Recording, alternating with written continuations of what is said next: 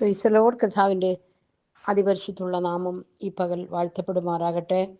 ഇന്ന് പകലും സമാധാനത്തോടെ ദൈവപാദപീഠത്തിൽ ഒരുമിച്ചായിരിക്കാൻ കർത്താവ് എന്ന വലിയ ഭാഗ്യത്തിനായി കർത്താവിനെ വാഴ്ത്തുന്നു. ഇന്ന് പകലും പ്രതീക്ഷ നഷ്ടപ്പെട്ടവരായി, എന്നെ മനസ്സിലാക്കാൻ ആരുമില്ലെന്ന് ഓർത്ത് ചിന്തിക്കുന്നവരായി ആരെങ്കിലും ഇരിക്കുന്നെങ്കിൽ ഇന്നത്തെ സന്ദേശം ദൈവം നിങ്ങളെ ബലപ്പെടുത്തട്ടെ എന്ന് ഞാൻ പ്രാർത്ഥിക്കുന്നു.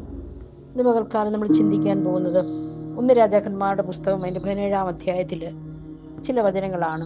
അവിടെ ഒരു അഭിഷിക്തൻ, ഒരു ദൈവദാസൻ വീട്ടിൽ കയറിയപ്പോൾ ഒരു വിധവയുടെ അനുഭവം.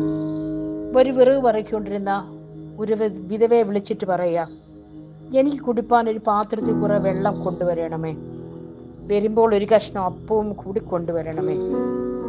അവൾ അവിടെ ഒന്ന് പറയുന്ന ഒരു കാര്യമുണ്ട്, ഒരു പിടി മാവും തുരുത്തിയിൽ അല്പം എണ്ണയും അല്ലാതെ എൻ്റെ കൈവശം ഒന്നുമില്ല.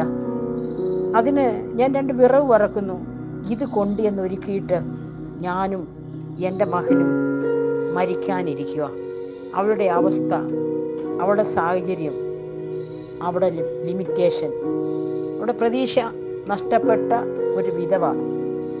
ഒരു സ്റ്റെപ്പ് പോലും ഇനി അവൾക്ക് മുൻപോട്ട് വെക്കാൻ കഴിയില്ല. മരണമല്ലാതെ വേറെ വഴിയൊന്നും അവിടെ മുൻപിലില്ല. ഒരു മരണമല്ല, 2 മരണം ഒരുമിച്ച്. എന്നാൽ മരണം നടക്കാൻ പോകുന്ന ഒരു വീടിൻ്റെ അകത്തേക്ക് കർത്താവ് ഒരു അഭിഷിക്തനെ അയക്കുക.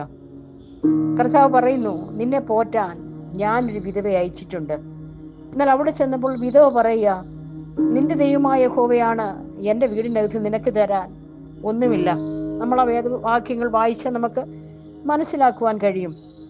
എന്നാൽ ദൈവം ചില ആരംഭങ്ങൾ അവിടെ കുറിക്കുക. ഒരു അഭിഷക്തൻ, ഒരു പ്രാർത്ഥിക്കുന്ന വ്യക്തി ഭവനത്തിൻ്റെ അകത്തുണ്ടെങ്കിൽ അവിടെ ചില കാര്യങ്ങളൊക്കെ നടക്കും. 1, ക്ഷാമം മാറി. 2, അവളുടെ പാപത്തെക്കുറിച്ച് അവൾക്ക് ബോധ്യം വരുത്തി. അത് മാത്രമല്ല, പിന്നെ നമ്മളങ്ങോട്ട് വായിക്കൂടെ, കലത്തിലെ മാവ് കുറഞ്ഞു പോയില്ല, അവിടെ ഭരണിയിലെ എണ്ണ തീർന്നു പോയില്ല.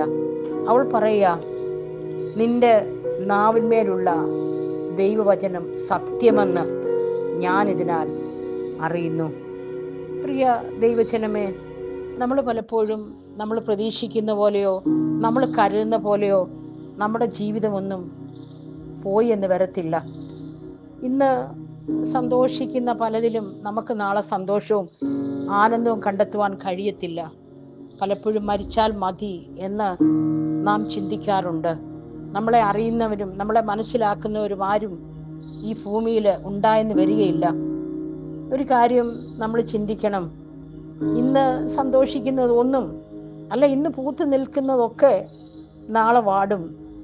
പഴുത്ത നല്ല പഴങ്ങളും നാളെ കഴിക്കാമെന്നോർത്ത് നമ്മൾ മാറ്റിവെക്കുന്ന പലതും, പ്രതീക്ഷയോടെ നാളെ നമുക്കത് എടുത്ത് ഭക്ഷിക്കാമെന്നോർത്ത് മാറ്റിവെക്കുന്ന പലതും അത് ചീത്തയായി പോയേക്കാം. നാളെ ചിത്രശലഭമാകുന്ന ഒരു പുഴുവ വാടുമെന്നോർത്ത് ഒരിക്കലും ഒരു പൂവ് കായ്ക്കാതിരിക്കത്തില്ല. ഇന്ന് പകൽക്കാലം എന്നെ ശ്രദ്ധിക്കുന്ന ദൈവത്തിൻ്റെ ജനമേ, പ്രാർത്ഥിക്കുക, നീ പരാജയപ്പെട്ടു പോകത്തില്ല. പ്രതീക്ഷയോടെ നിന്റെ ഓരോ ദിവസങ്ങളും നീ ദൈവസനിലായിരിക്കുന്നുവെങ്കിൽ, നീ ദൈവത്തെയും ദൈവദാസന്മാരെയും ദൈവവചനത്തെയും ബഹുമാനിച്ചാൽ നിനക്കിവിടെ വർദ്ധനവ് ദൈവം തരും. എൻ്റെ കലത്തിലെ മാവ് ഒരിക്കലും കുറഞ്ഞു പോകാൻ സമ്മതിക്കത്തില്ല. ദൈവത്തിൻ്റെ വചനമാവുന്ന അപ്പവും പരിശുദ്ധാത്മാവിൻ്റെ എണ്ണയും തീർന്നു പോകാതെ ദൈവം തരുന്ന നല്ല ആയുസ്സിൻ്റെ നാളുകളിൽ ദൈവനാമോഹത്തിനായി ജീവിപ്പാൻ കർത്താവ് നമ്മളെ സഹായിക്കട്ടെ. Okay, God bless you.